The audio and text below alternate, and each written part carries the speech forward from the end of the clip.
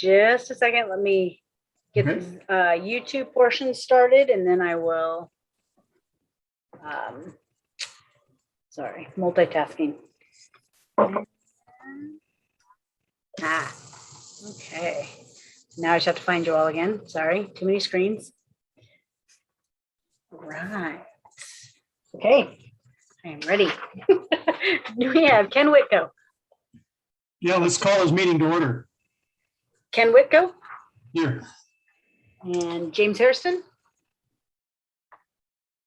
Sorry, hold on. Somebody else is here. Let me let them in really quick. I saw James. There he is. Okay. I am in the process of letting Mark Pila in. It's just going to take a second, but he is here. Alan Hart. Here. Okay. And Ray Dotson. Here. Oh, you were there. Sorry, you snuck in on me. I was just letting everybody in. Mark Terry. Here. Todd Wolf. One of our newest members. I know this is technically her second, but I'm not sure if everybody was here last time. So Karen Pereira. Here. And then our new member, Teresa King. Here. We have Councilmember Mike Brandstetter. I saw him. There he is. Okay. And we have Chief Mike Zarro. And we have Assistant Fire Chief Scott Adams. All right. We still don't have youth council, so that's it. Perfect. Thank you, Joanna. Appreciate that. It's nice to meet you, Teresa. And I think, Karen, we did meet the last at the other, well, I guess it was the council meeting in August. So thank you for joining us this evening. Appreciate that. I will take we're going to do approval of minutes. I'll take a motion to approve the minutes as they have been written, unless there's changes. Hope everybody's had a chance to read through them. There's actually, this is Karen Ferrer, actually under new business on the third paragraph. The last sentence in that paragraph is sort of hanging, at least in the copy that I have. Hanging participle. Yeah, or hanging something. It's it was like a thought was started in third paragraph, last sentence, new business. I think Joanna didn't give her the invisible ink translator for that. Okay, all right. I think it's probably just the comma maybe needs to be deleted, but isn't that right? Because we're just doing Zoom meetings for now. Yeah, whatever the thought was. What you're right. I definitely did not finish my thought there. The scary thing is probably most of us just sort of read your thoughts. We're all psychic now. Okay, good catch there. We'll fix that. Anything else? Okay. With that change. I move we approve the minutes as amended. Okay, Alan has moved and looks like Karen seconded. Second. All in favor of accepting the minutes with that little change, say aye. Aye. And opposed, say nay. Okay, the approval of minutes have been passed. Do we have any public comments tonight, Joanna? I received none. Thank you. Okay, City Council, Mr. Council Member Brandstetter. Take it away, sir. Yeah, thank you, Mr. Chair. First of all, on behalf of the council, I'd like to thank the committee and those members that participated in the joint session. In discussions with my fellow council members, they found that valuable and appreciated the dialogue that we had. The only thing that I really have to report is that as the city is continuing to work through the process for allocating how to spend the funds that the city receives through the ARPA process, it's about $13 million over 2 years to spend over 4. That we haven't moved forward to just to spend it all and make decisions about it all at once, but we did make some decisions that relate to public safety from back in at our meeting on September 20th.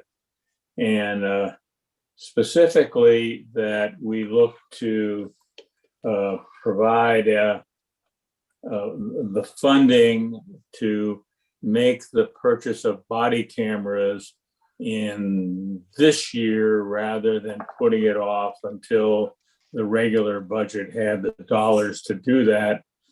And we are also going to fund the personnel that need to be hired to make that system run smoothly through 2022. And we're going to use ARPA dollars for that before we roll those people into other funding starting in the 23-24 biennium. Additionally, that we're also looking to use those to fund acquisition and implementing an urgency services alert and warning system, which I understand is somewhat like a reverse 911 system. And perhaps the chief could explain a little bit more as to how that will roll out and the benefits that it will have to the community for you to do that. And we are also looking to provide some funding for a request that West Pierce Fire and Rescue had to update their ability to serve the community, and looking at $230,000 to go to them for that purpose. The second action that the council is set to take up at our next regular meeting is currently emergency management services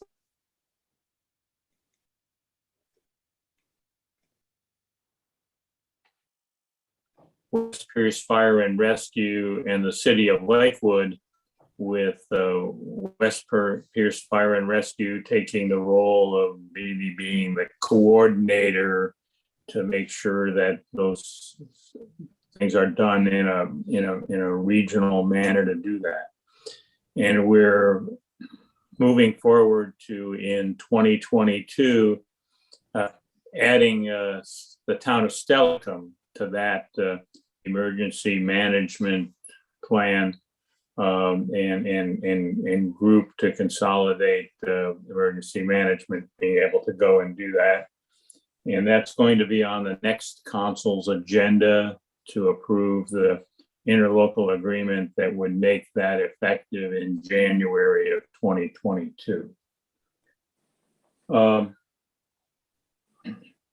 Beyond that, I don't have anything more specific to report to the committee. But I'm open for any questions regarding that the committee has, or to dispel any rumors about what the council is up to. Go ahead, Mark. You have Yes. a question? Mark Terry, are you just raising your hand for? Okay, anybody else have any questions for Councilmember Branstad?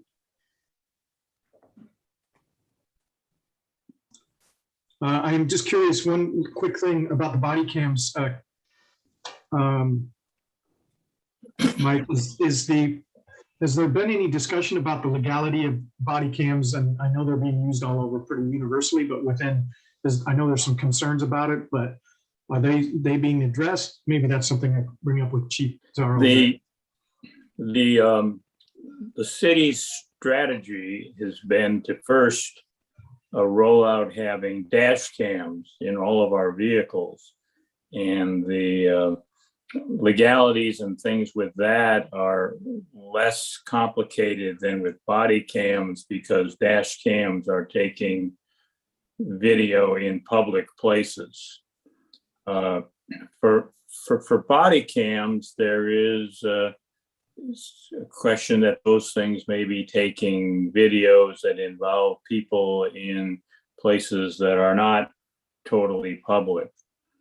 And that is why in addition to buying the body cams and providing them to the officers and training the officers how to use them, there is a need to hire a couple of other personnel that include someone who would focus on the public records aspect to make sure that body cam footage is edited in accordance with the rules that involve privacy and what can actually be put out in the public domain.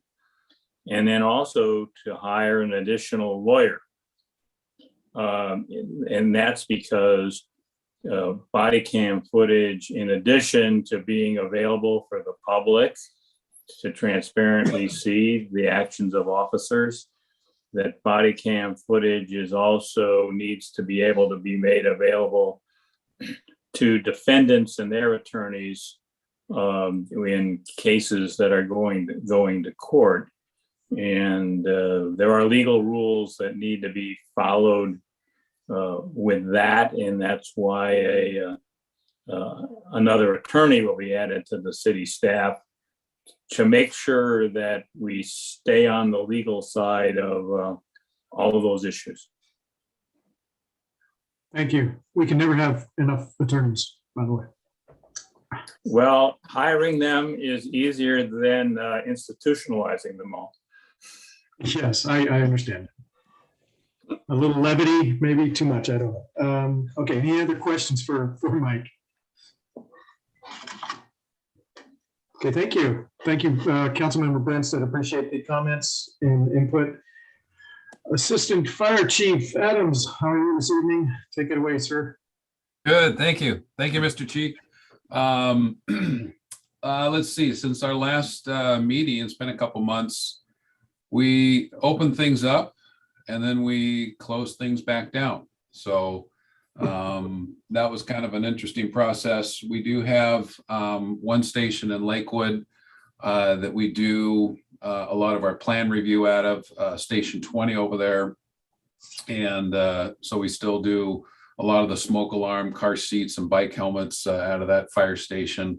All of our things that we do as far as prevention and helping folks, if they make a phone call, we'll answer and we'll be able to set up an appointment and get the services that people need. So what we do out in the community hasn't stopped. It's just that process is a little bit different.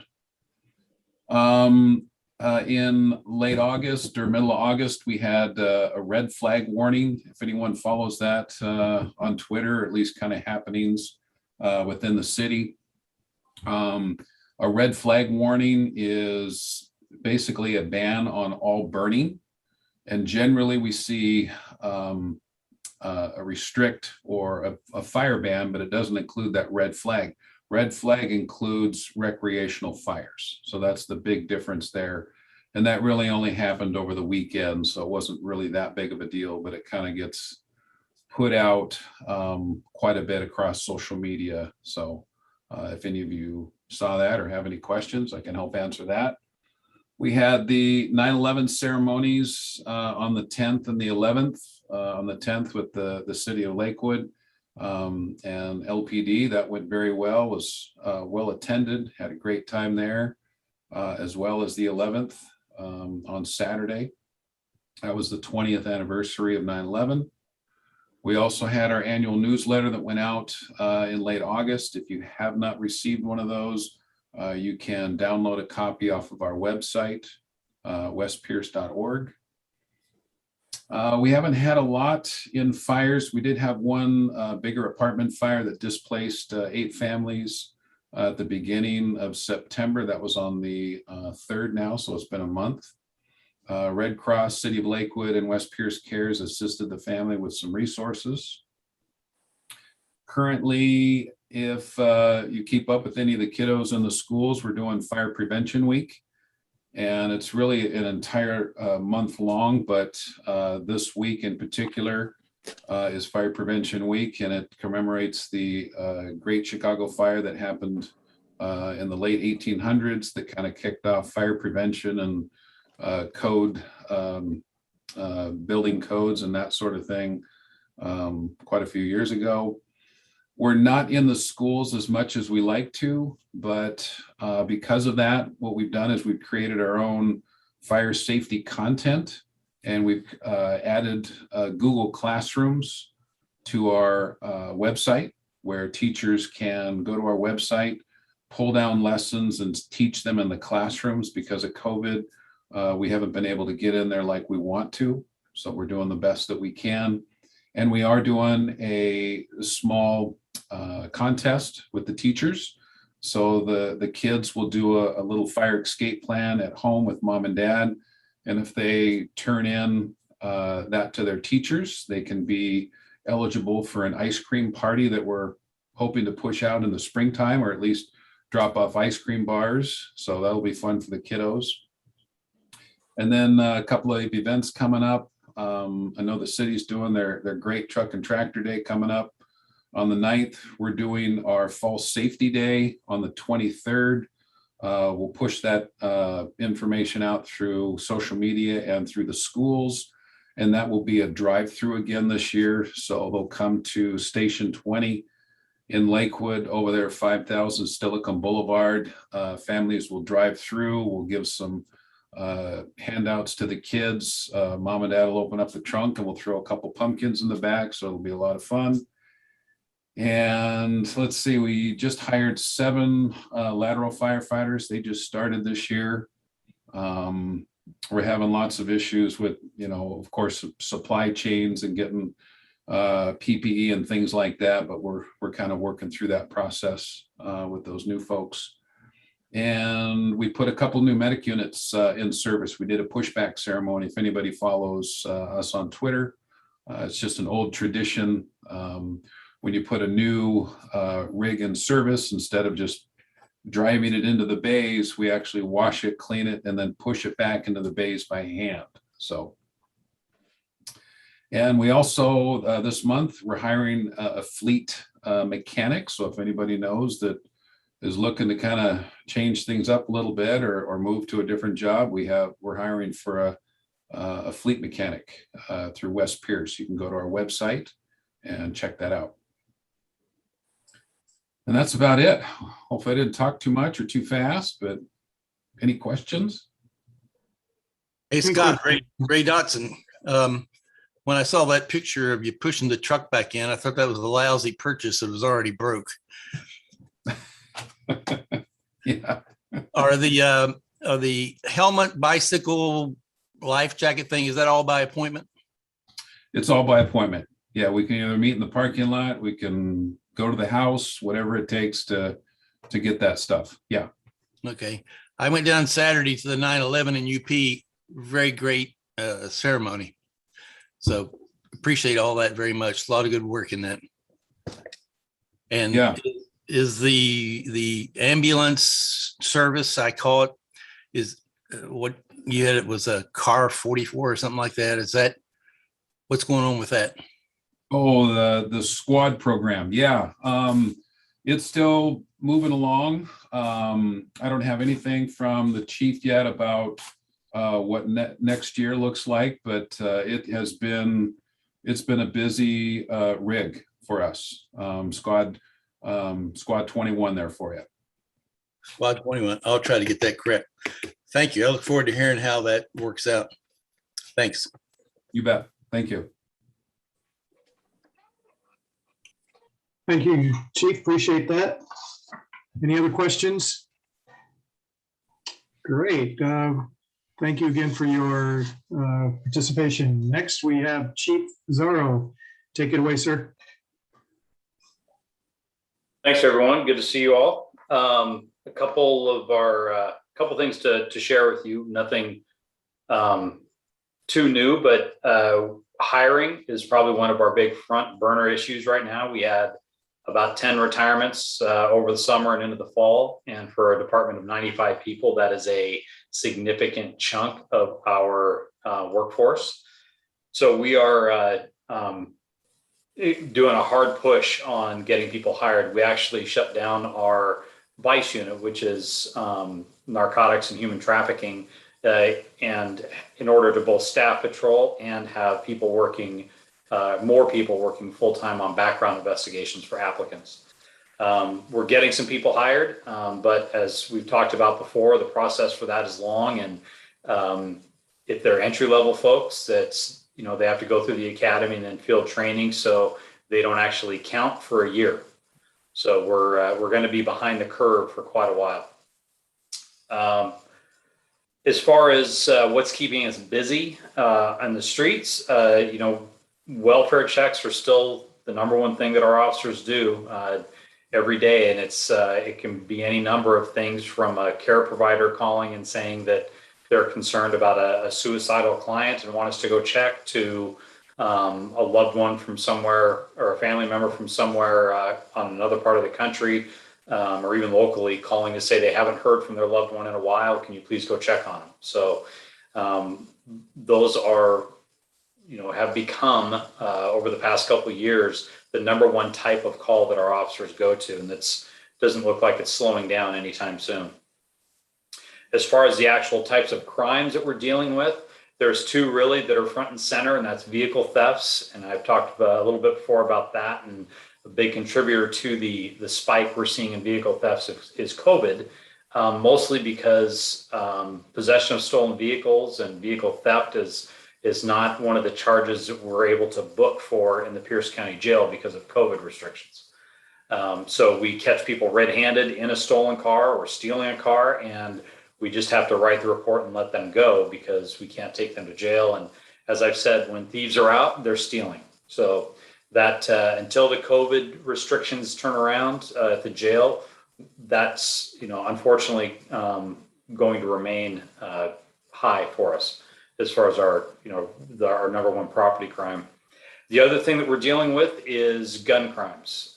They're just out of control, quite frankly. And it's not just here. I know Tacoma's dealing with them in other jurisdictions, and it can be anything from somebody actually getting shot to people pulling guns on people in traffic to people just shooting guns in the air in their neighborhoods. It is just frankly out of control, and we're struggling to keep up with them. Many of you probably saw we had a shooting last night where a 14-year-old boy was shot and was in critical condition, and sounds like he's going to survive. And then his 17-year-old sister was also shot. So that really is our real front burner crime that we're dealing with right now, or just anything related to guns. Other than that, I don't have a whole lot new to share, but I'd be happy to answer any questions. How are the vaccinations going? Are you going to lose any officers over that? No, the mandate does not apply to local police departments. The only, it's the state employees and anybody with a state contract or working under a state contract. What percentage of the officers are vaccinated? I don't know.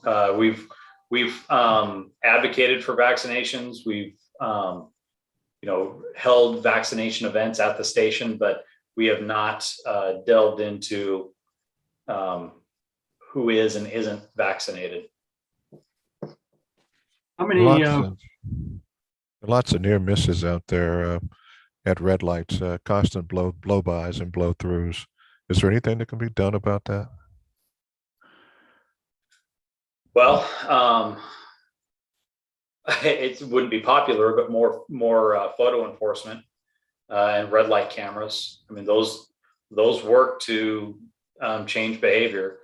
We can have, we can do specific emphases with our traffic unit, and that does change behavior. But right now, our traffic unit consists of 3 people because of, again, there's staffing issues. We haven't been able to fill it as well as we'd like, and most of their time is spent on collision investigations. So they don't have a ton of time for proactive enforcement. But we see it. We know that speeding is an issue as well. We also see, with the passage of the new legislation, we see a lot of people that are, when our officers do go to make a traffic stop, there's a lot of times when they just take off because they know we can't chase them. Chief, what is the amount of staff that you need to fulfill minimum staffing right now in the department? And is it all officers? If we have 95 is what we're budgeted for. And you have We how many? are at about, it's kind of hard to give a hard number because I think we're at about 85 or maybe 86 or 87, but a couple of those are actually in training. So they don't count towards staffing. They're still being trained up. And is the restrictions for COVID that the jail, or I guess what the county puts on, has any of that been curtailed, or is it still the same as it was last March or whatever? It's gone up and down. It just depends on, whether or not they have an active COVID outbreak in the jail. Depends on the recommendations of the CDC and the health department at the time. We all know those have changed depending on the conditions. So the jail adjusts to those as well. Thank you. Any other questions for Chief? Yeah. How many, or what's the breakdown between new officers and lateral transfers are you targeting? Well, we're targeting both. We love laterals because they're quicker to get out on the road. We actually just hired, sorry, Scott, but I've got to point out, we had hired an officer from West Pierce who used to work for us, went to West Pierce for a short time, realized that it wasn't all it was cracked up to be, and now came back to us. So he is considered a lateral hire.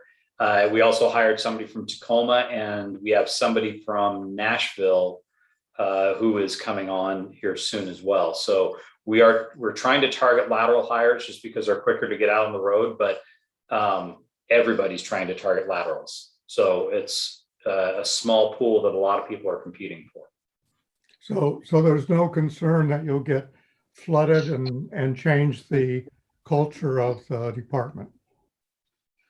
Well, no, not right away, but we had 10 people retire this last summer. So we're essentially building a new department, and it's, that we like our culture, and we want it to stay the same, but there's the chance that when you bring on that many new people that it changes to at least some degree. Okay, well, while I have your attention, two other issues I was concerned with are how is the homeless situation and street racing situation? Now, the street racing, or at least around Lakewood, seemed to have calmed down after this summer. I think it's been a couple months really since we've seen any of that activity. And as far as the homeless go, it kind of ebbs and flows. It does seem like we're seeing a few more now, at least more visible. Up around 512 and South Tacoma Way in particular, it seems like there is a bigger presence there than there had been. So no good explanation for that other than they just kind of move around. The city did enter into an agreement with the city of Tacoma and Pierce County to purchase a hotel on Hosmer to serve as at least short-term emergency shelters. So we're hoping that maybe that is a resource for some of these folks to get them off the streets. Okay, one last question. Is there any movement to maybe get a citizens committee together to lobby the legislature to change their attitude about the laws they passed this past year?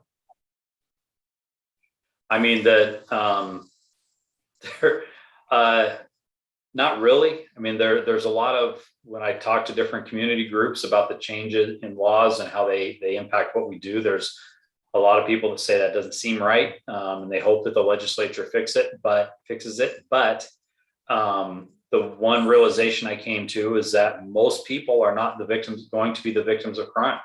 So most people are not going to feel the impact of this directly. We will, because it's our profession and we do it every day and see it every day. But most people will not. And it's hard for people to get really emotionally fired up about something that doesn't directly impact them. So I'm not seeing a whole lot of like an upswell from the communities, different community groups wanting to go down to the legislature and change things. Our lawmakers are reaching out and asking, they want information about, the impacts. So we'll see what happens there, but that's where that stands. In the utility industry, we monitor that, and we're pretty active commenting when ideas get floated in committees, because I'm active right now, even though it's off season for the legislators. They're talking about what they're going to be doing next session, and we'd like to get our 2 cents in early so they don't do something silly like they did to the police department. That's why I was wondering if there's any interest in a community-based group, citizens-based group, to monitor that and give the legislators some feedback early on. Well, we have lobbyists that are actively working through different law enforcement groups and city groups. So that's happening, but I just not in the form of a community group. Well, it's just legislators pay attention when citizens start dropping them emails, because some of us actually vote, so they do pay attention and count the number of comments that they get. Go ahead, Mark. I'm sorry, hang on a second. Councilman, Terry, did you have a question? Yes, please. Can you hear me? Hello? Yes, go ahead. Okay, I would just make sure. Hey, Chief, so I've noticed what seems to be quite the uptick in graffiti, obviously, and I'm going to assume that this is possibly related to gang membership or activity. I mean, it's just getting prolific out there as far as tagging and all that is going on out there. Is there any focus on gang activity and targeting them and trying to reduce this?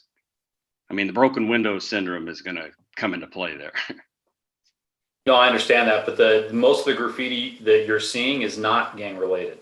They're serial taggers. That's what they do. We actually caught someone recently that was tagging around the city with the moniker Corpse. And he is someone that we actually worked and was so prolific.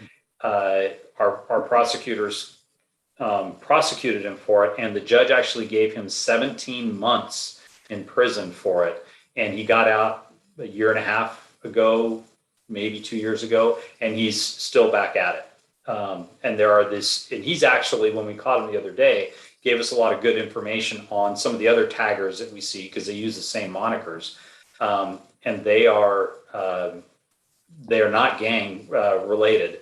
It's what they do, is they are serial taggers. And we work the best we can to try and locate them. And but again, that's something that they're hard to catch. And once you do catch them, you have to put a lot of effort into building a case to get a prosecution that's strong enough to put them away for a while. Thank you. Go ahead. I think, Mike, you had a question? I just wanted to relate to in terms of what the city is going to advocate for in terms of any adjustments to the recent legislation at the state level that impacted law enforcement. The city council is scheduled to have a discussion on October 13th about our legislative agenda for the next legislative session, and to give guidance to our lobbyists. And I think that this is a topic that will either be a legislative priority, or it will be at least in our legislative policy manual that we share with the legislators from the 28th and 29th district. And so that's kind of something that is probably going to be more in the political realm of than is really going to be more in the practical do that. But I think that there is some room for some public input on what changes should be advocated for. Something could be sent to the council before October 13th if someone has some ideas around that from the community. Thank you. Thank you. Any other questions or comments for Chief Zorro? Okay, thank you. I do have, hey, Ken, if I could, I do have one ahead, Mike. last thing that I just want to share. October is Breast Cancer Awareness Month. If you go to our Facebook page, you'll see that I'm participating in a, it's called the Real Men Wear Pink campaign. And we had this badge made that I'm wearing for the month and trying to do a little fundraising for breast cancer awareness. We actually have one of our employees, Savea Pitts, who's finishing up her battle with breast cancer, and something that's obviously, given our history with Chief Farrar, is something that's impacted us very directly. So anyways, just wanted to give that a plug before I sign off. Thank you. Does that mean we get to buy your badge or something? Wear it around? That'll take a lot of money, but you can donate and see what happens. Thanks. Okay, thank you. Any other comments? Okay, great. We don't have youth council here tonight, and unfinished business is next on the agenda. I don't recall personally if there's any unfinished business. Okay. The only, by the way, I may add, instead of citizen councils, with all due respect to Dr. Hart, what we need to do is really vote, and then think about the people we've put into office, and then we don't have to have citizen committees that go to anyway. I'm not getting on my soapbox. Anyway. Okay. So the next thing is new business, and this is the fun part of the year, where all of you fight over each other to volunteer to become the next chair for this next coming year. So we're at the election of chair and vice chair, and I've already decommitted, or whatever it is. So I've been the chair for the last 2 years. It's been a very unique 2 years, I can tell you that. And I'm ready to hand the gavel, so to speak, over to someone else. So the first question I have is, anybody like to wait? Do I need to do something different, Joanna? Are we doing good? Okay. Would anybody like to volunteer to be the next chair? Do we have the background crickets going yet? Crickets? No? Okay, good. Nobody wants to volunteer. So then we will open the floor for nominations. Any nominations we'd like to put forward? How You guys are about knocked James? off. Sorry? How about James? Okay, so is that you would like to nominate James? Sure, yes. Okay, James is committed. James is volunteers in about 4 different places throughout the city, and I don't have the bandwidth. I will gladly participate and assist, but to be the president, that would take something else that I am not prepared to give right now. so James, Mr. Harrison has declined the nomination. Thank you, Alan. Any other nominations? Well, I would like to nominate Mark and also Ray. So I've got 2 nominations going. Which Mark? Mark Pilla. He Oh, passed. okay. No, you don't get to pass. Well, I can't do it. Sorry. Okay. Ray is the next one. This is the first choice, Ray. You are it. Right. You want me to believe that, right? I have been immunized and I will publicly disclose it. My wife immunized me against any more volunteering. And the antibodies have already started growing, so I'm vaccinated. I nominate Mark Terry. Where's Mark Terry? Oh, I just see him. I don't see him, so he's kind of been out of mind here. Mark Terry, yes. He is actually the vice chair at this point. Yeah, and I'd happily stay the vice chair because I am transitioning to a new position. So like James, my bandwidth is pretty well maxed out. And I also serve on the Zoo Society board. So yeah, I'm pretty maxed out at this point. So. Well, let's see, we're down to 3 people. And we hate to kind of put this on the new people, and Alan has been the chair many times before, so any one of you 3 that would like to, Karen or Teresa? Being new, I just don't feel equipped to do service to the chairpersonship. So I would be open to something like this in the future, but I need to learn more of the workings of the city, more in the PSAC realm of responsibilities and the role that we play. So like I said, I'm not, maybe in the future, I just think it's too soon. This is meeting number 2 for me. That is very fair, totally, but. I will volunteer to do it if Karen or Teresa will be vice chair. Alan, I'll do it. You got it. Oh, Well, hang on a second here, Teresa. I was just going to say I'm the type of person that will just do it if anything, if no one else volunteers. So I'm open to it. Excellent. Okay, she broke up a lot for me. I didn't quite hear it, but. I heard a lot of I volunteer. She said that, but I don't know if that was, the correct synopsis, but I did hear that. She did a Nike volunteer. Just do it. Yeah, I'm open to it. It might be where I'm sitting too. I might not have the best connection, but I'm open to it if you let me know what it involves. And if we don't let you know what it involves and you still have to volunteer. Then you got me. Okay.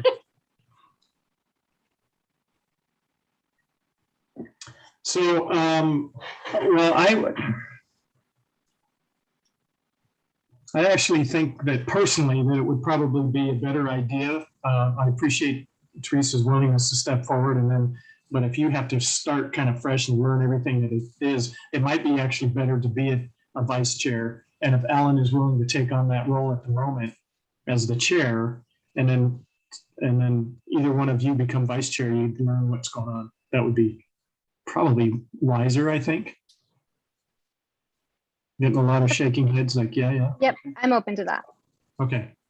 So Alan, I think we would like to nominate Alan Hart as the new chair. And then we would have to find out which of either Karen or Teresa would be the vice chair, because both of them would volunteer to do that. So we have to have a vote, or what do we do? So I heard that Alan Hart was nominated for chair. Do I have a second? Second. Okay. Second. All right, let me write that. Good. And let's just take this one at a time. So let's vote on Alan Hart. I move we make a unanimous vote for Alan. I think we have to take a voice vote or a regular vote, right? I think so. Yeah. That one I'm a little more blurry on, but. Yeah. So anyway, all in favor of Alan being the new chair, say aye. Aye. Aye. And opposed? Okay, the ayes have it. Alan is the new chair. All right. So now we have to nominate a vice chair.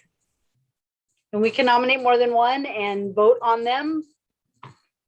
I will respectfully remove my name. Teresa, You're getting a crash course, Teresa. It's fine. I can handle it. I Okay, so nominate Teresa for vice chair. Good. did I hear a second? second. Second. Okay, sorry, who was that? Is that Karen? Okay. Sorry.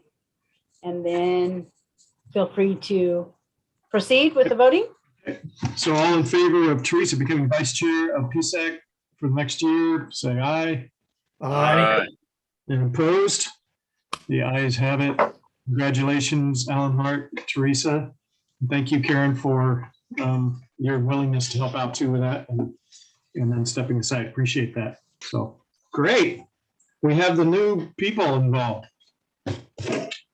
The next thing is on the agenda is the work plan. And by the way, following this meeting, I am no longer in charge of anything.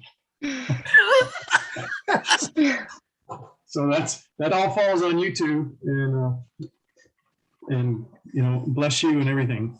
Anyway, it's actually anyway. I won't go in there. Work plan for 2022. Because the next thing on the agenda, and by the way, the work plan will then, we will do as much as we can today and then finish it next, I guess that would be December, that the work plan would be finished in December. So there's a couple items that I've already added to the work plan for this year and would like you to kind of review them. And then going forward, it would be on the agenda for us to discuss and figure out. So the first thing that's on the work plan for 2022, and by the way, the committee can decide to take it off or add it or change it or whatever they want to do.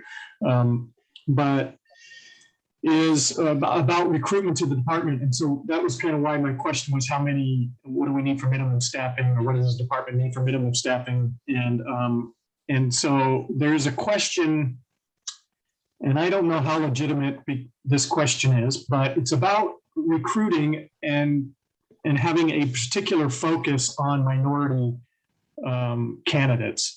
So I don't really know the ramifications of this. I just know it's a question, but I also know this from many decades ago and being involved in law enforcement in a volunteer capacity as a reserve officer, as well as being on a hiring list at one time back 20 some years ago. I recall that the department was always, at that time, Pierce County was, I was on their hiring list, but it was always I don't know about a focus, but at least it was always encouraged that minorities apply. And so I think the departments all around have had that kind of a emphasis anyway. But what I'm asking is whether or not we can help Chief Zorro. I've already asked this question, and he is open to ideas. And correct me if I'm wrong, Chief. You know, what can we do to help with my words? Right. Sure. So this came about, it was a question, I think, from Councilmember Brandstetter about this being a topic for you folks to discuss. And my attitude is I'm open to good ideas from anywhere. And it's not just a Lakewood Police Department thing. It's a profession-wide thing or focus of trying to build diversity in our departments. And nobody has found that magic bullet yet to figure out to solve that or do that at least a little more easily than what we're doing. So if anybody has any ideas, yeah, we'd be welcome to hear them. And that was kind of the point of bringing it in as a topic for this group. So this was a question that I actually brought up because I was talking with a current candidate for the city council, and they were less than cordial about this, and so it kind of irritated me a bit. So I think we need to have, at least in my thought, is to have something that we can say, yes, we do this, and and how do we do it? You know, can we have something that's quantifiable? Is that the right word, quantifiable? So anyway, that would be the first thing. And then the second thing is the railroad station cover crossing updates, which is an ongoing kind of project. I think we need to keep that in the crosshairs. Can I say that? Anyway, in the focus. And Mr. Harrison has been a very big advocate for this. We appreciate that. So that would be the second thing. And then another thing that I thought we could add is just, I don't know how this works in the work plan, but July 4th education emphasis on trying to make sure people, is it next year that goes into effect? So you know, what are we doing now to help educate people for that? So that would be another thing on the work plan. So those are the three things that I've kind of thought about. So, and if you don't have any ideas right now, that's great, or that's fine. But on December, we need to kind of sort of whittle this down or add more or what. Yes, Alan? The feasibility of more red light cameras. I'm on the same side as James. I'm tired of seeing people go through red lights and try to T-bone me.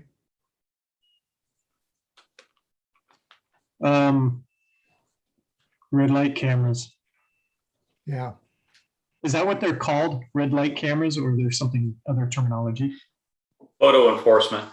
And by state law, they can only be used at red light intersections or in school zones for speed.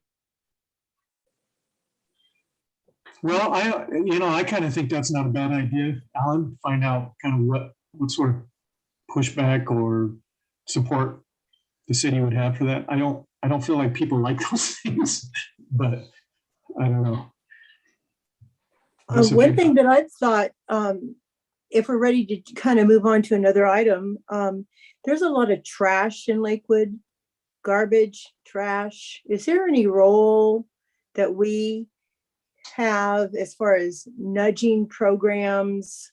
You know, I know City of Tacoma has had some cleanup Tacoma days and a couple of different days, and is something like that appropriate for a work plan item? So how would that fit in? I'm sorry, hang on just a second. Would that actually fit in within our mission statement? I don't know. That's a question I'm kind of asking. What do you guys think about that? Go ahead, Teresa. I think it does. And I will use an example that was brought up recently in another city council meeting. Mr. Brandstetter, you brought up the cleaning of the Clover Creek. Mm-hmm. And you wanted to know if people that had property up against the creek would be open to a litter cleanup. And so I asked people that I know, and they were not, because it doesn't address the problem, which is homelessness. So I do think it does flow into what is done here. And I know they go hand in hand, and you know, which one do we even begin to think we can impact? So again, it's I agree, the trash problem is directly related to our homeless problem. So I agree with you, Teresa. Well, I will say that it's certainly a topic that this group could discuss and make recommendations, because it falls under the realm of code enforcement. Mm-hmm. Your work could start with an understanding about what is the city's doing now and for the process. So it wouldn't be inappropriate to be on the work plan to do a review and to see if there are some recommendations for some other strategies than what the city uses now, which is primarily responding to reports of trash that are submitted through My Lakewood 311, which is a somewhat reactive strategy. But there certainly is a nexus with the role of this committee, as there is with other code enforcement issues in the city as well. So yeah, that's a great point, Mike. The other thought I had was that how does it sort of coalesce with the blight issues, and is there the city that's handling that, and blight, is that the same kind of thing? And so yeah, that's great discussion. Well, that code enforcement has a broad scope. And that includes all of those things. And if you wanted to put on your work plan just a discussion about code enforcement with the idea to see if there are some recommendations as to how any gaps could be filled, after you get an understanding about what really is the process and what is being done and doable. So would Public Works have to be pulled in as a part of that discussion? Actually, Public Works doesn't play a significant role in that.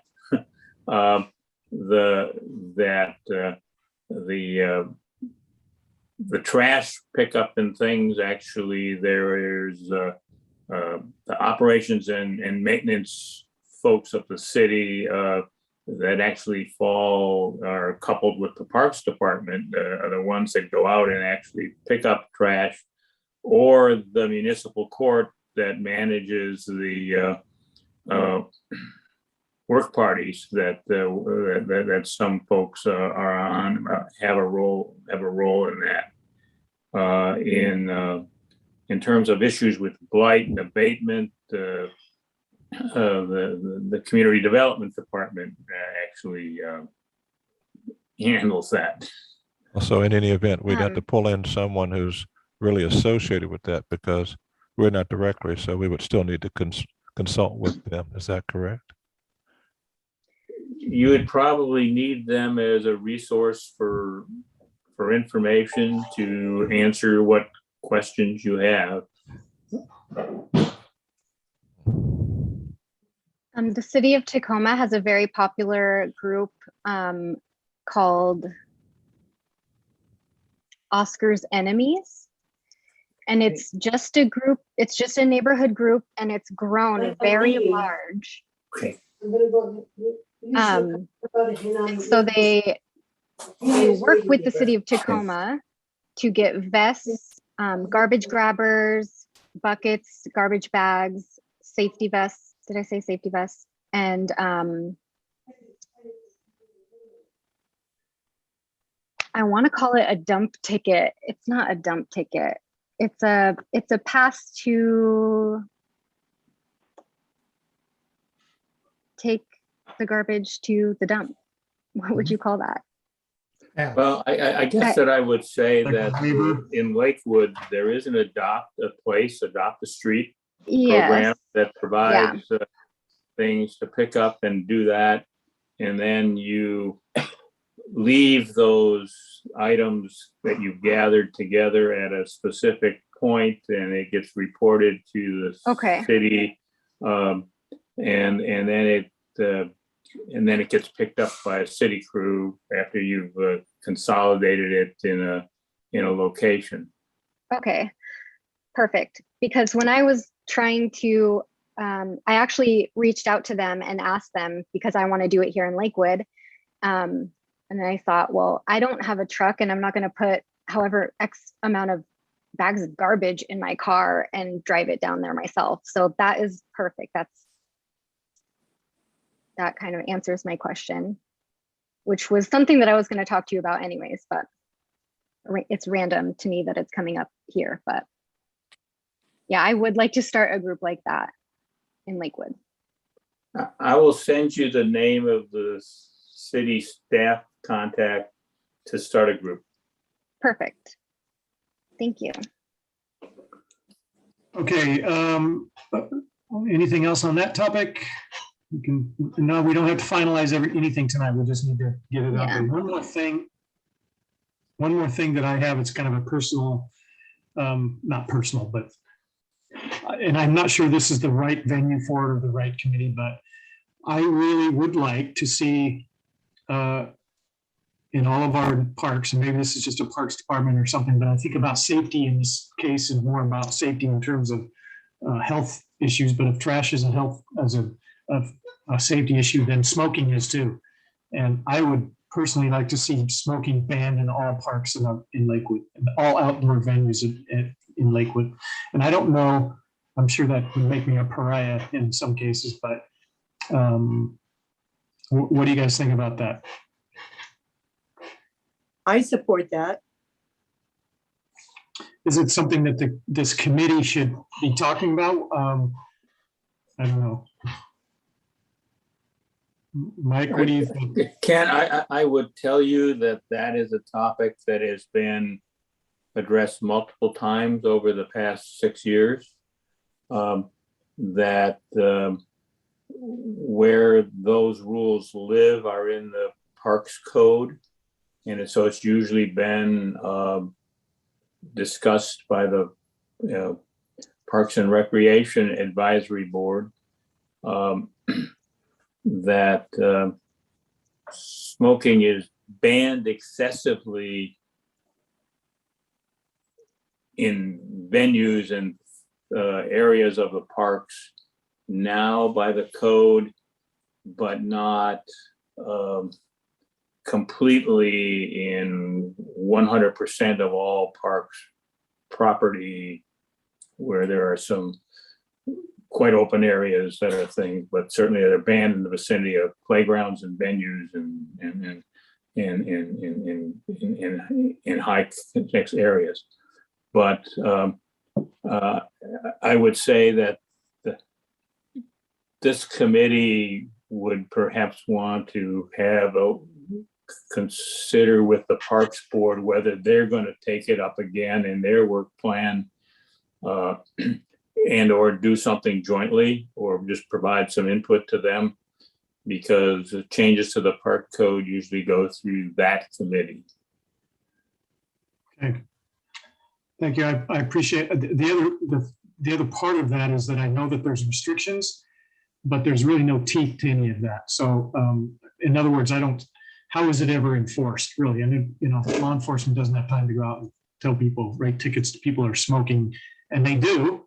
I mean, in every venue and every thing that I've ever been to, there are people smoking, and forgive my, I don't mean to, anyway. So really it doesn't seem to matter.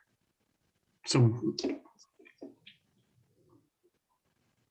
anyway, is this an area? It's like, don't talk about it. I don't know. Well, Okay, that's my I business. guess that I would tell you is that parks employees are not empowered to do enforcement. They are encouraged to inform people about the rules, to be able to go and do that. That if that leads to some other conduct by someone that would require getting the assistance of the police department, that's okay. It happens, I think, on a rare occasion over the years. But I don't know that it's ever rise to a serious priority for the department during a time of when we're struggling with things going on. But the real goal regarding that is it's kind of somewhat like fireworks. It's come up with a strategy that involves education that gets and maximizes voluntary compliance with whatever the rules are. I get that. And by the way, just on a side note, I recently noted or learned that Tacoma has actually banned smoking in all of its parks. So at least that's what I've learned, or that's what I understand, I should say.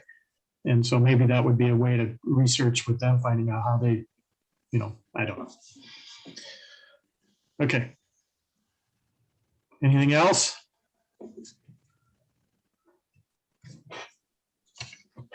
Okay, so I hope your hats are on for, so I guess what we need to do is make sure that by next meeting that you guys have all thought about this stuff, and that we can narrow it down and make sure we have a list that we want to get through, including topics for next year's meetings. When next year's meetings start on this February 2nd, our December meeting is, we'll finish up with work plan and joint meeting prep in December, but we need to have topics and discussion. So we've had some of those already. We've talked about the, collaboration between departments in terms of the trash and blight and all that. So there's other topics. Any input at this point? Could anyone who has any ideas, send them to Joanna, please. I think I heard the tires squealing on that bus.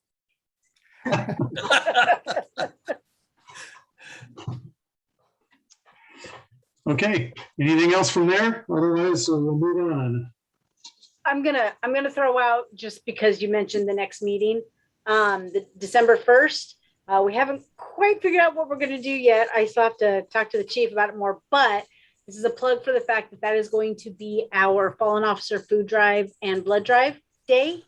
It is happening that same day. So I haven't figured out how I'm going to be in two places at once yet. I may have to have somebody fill in for me for this meeting. So I will keep Alan and Teresa apprised of that decision. Could we consider postponing delaying the meeting by 1 week? Does anyone have any problem with that? I think that was going to be my suggestion, is if we could just move the date. December 8th. Yeah. I don't know. Do we have to vote for that? Yeah. Yeah, let's so, vote. So Alan made a motion. Second, Who's that? Sorry. Karen. Okay, thank you. Okay, we have a motion on the floor to move our December 1st meeting to December 8th. It's been moved and seconded. Do we have any discussion about that? Because some people may already have plans or whatever. Okay, no discussion. Oh, great. Okay, let's all in favor of moving it to the December 8th, say aye. Aye. Aye.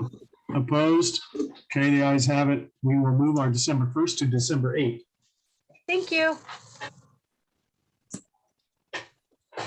Great, and because that would be December 8th, do we want to take a moment and just talk about the blood drive and food drive then, and in terms of your participation in this committee?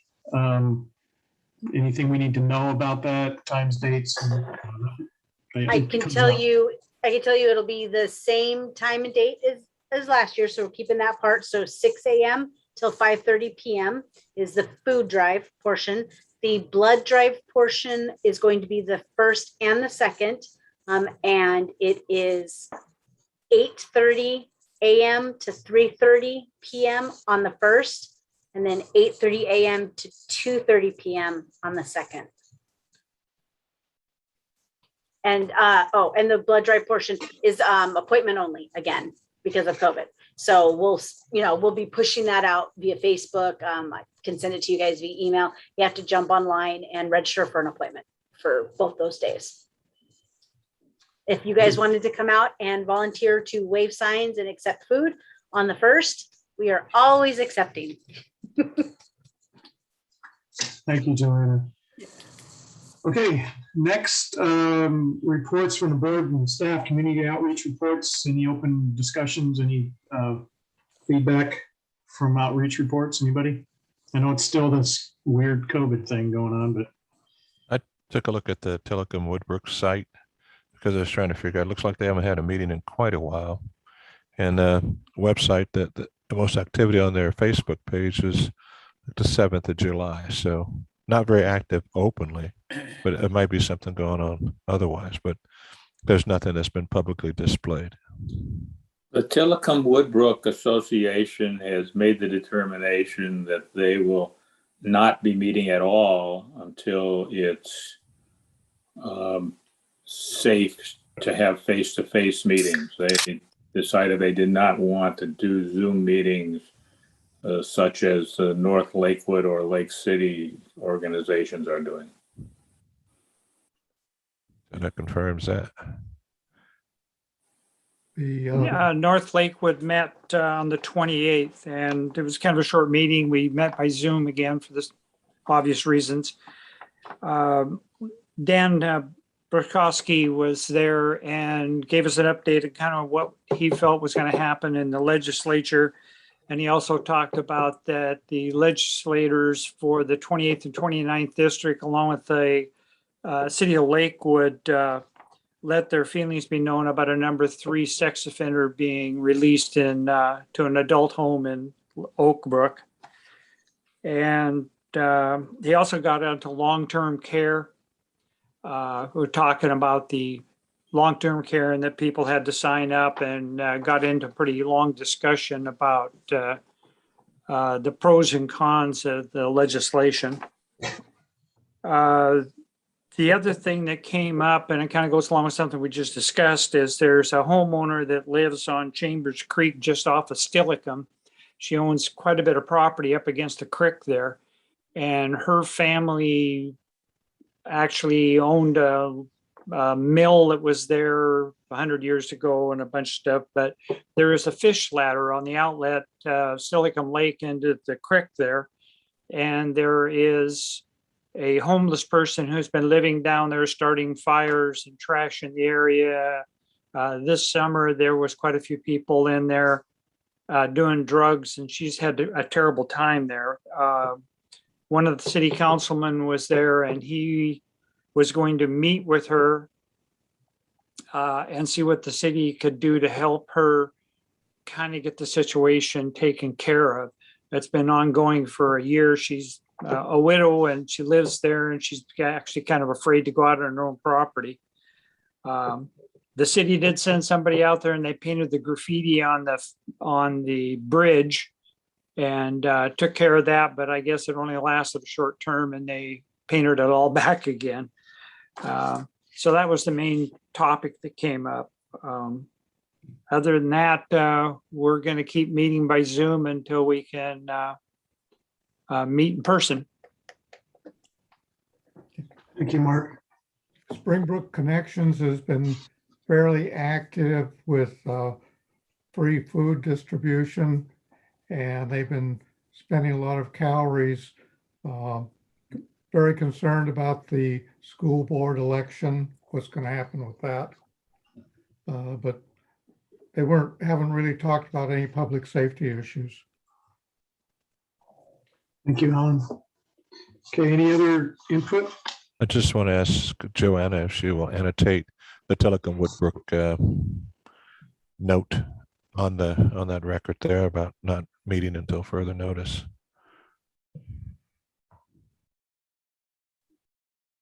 Thank you. Okay, any pending policy or ordinance changes we need to talk about? I can't think of anything, so anybody else? All right.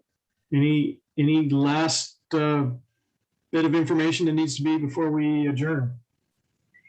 Ken, I'm the new kid on the block, but I want to say thank you. If you've done this for 2 years, thank you very much. Well, I appreciate that. I actually was going to say thank you for allowing me to serve as your chair for the last couple of years.